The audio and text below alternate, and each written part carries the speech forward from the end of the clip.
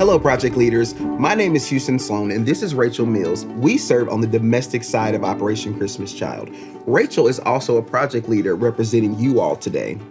We also have Sheridan Shroop with us from the international side of Operation Christmas Child. Today, we're going to take you behind the scenes and discuss the steps for exporting shoebox gifts in over 100 countries. Why? Because it's all about Jesus and taking the gospel to the ends of the earth. Now, Sheridan, tell us about your role. So I oversee international logistics for the OCC ministry, and we manage the export of these gifts over the ocean, and then we manage the import of these gifts through customs into over 100 countries each year. Now, prayerfully, once it clears customs, it's transported by just different modes of transportation, which we've seen on the videos and pictures, to one of our 1,300 secondary delivery sites that are deep within the country, and that's where our volunteers pick up the boxes to do ministry.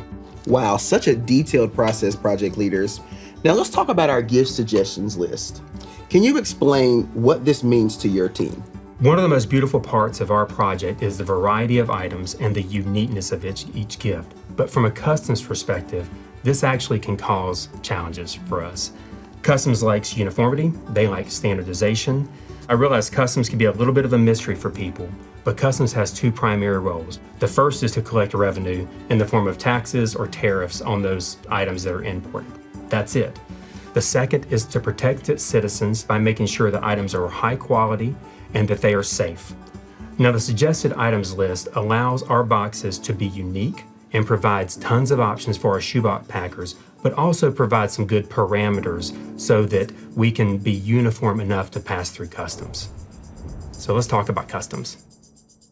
So customs wants to know exactly what is in each box. They want to know how many pencils, how many of them are sharpened, what color they are.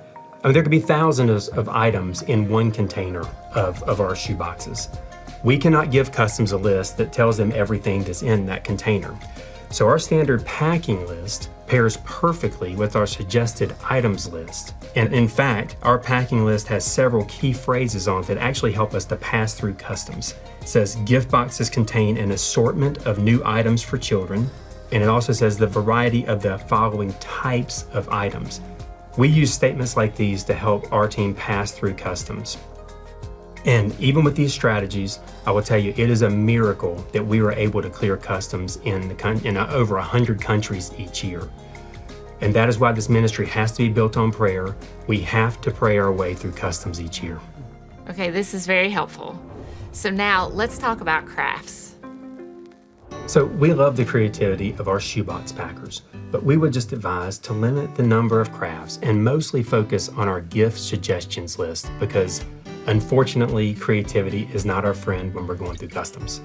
So project leaders, crafts are okay. You need to hear that. We just need to be prayerful and mindful and perhaps limit how many we put in our shoe boxes. But I have seen so many beautiful handmade items over the years in gifts. And here's some examples from a church in East Tennessee. I have this baby doll wow item that is wrapped in this beautiful crocheted blanket.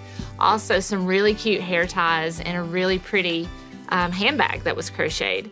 And then I love these fun wooden cars that people make. Now, Sheridan, will you explain the ministry costs and the delays that we experience when items are held up in customs? So if customs flags an item that is not on our packing list, then they may ask us to explain further. If they find an item that they would deem unsafe or of low quality or maybe used, they actually may send that to the lab for testing. And both of these scenarios will delay our containers getting through customs, which means we will pay storage on those containers until we can resolve the issue.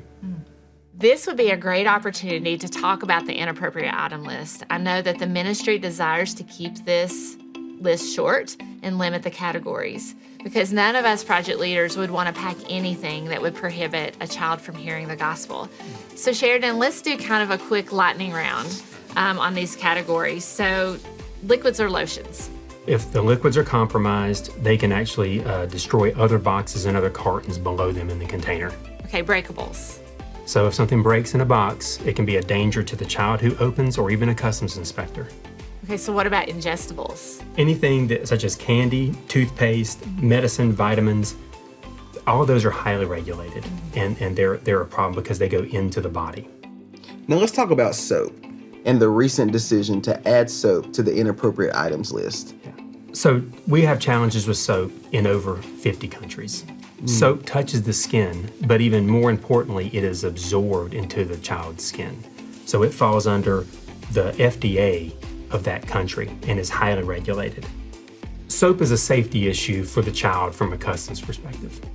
Wow. Sheridan, you have a very big job.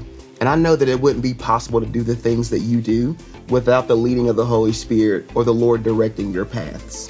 Can you tell us how you've seen God's hand in the work that you do? Yeah, we do have a big job, but we would not be able to do this without the fuel that our domestic shoebox packers provide.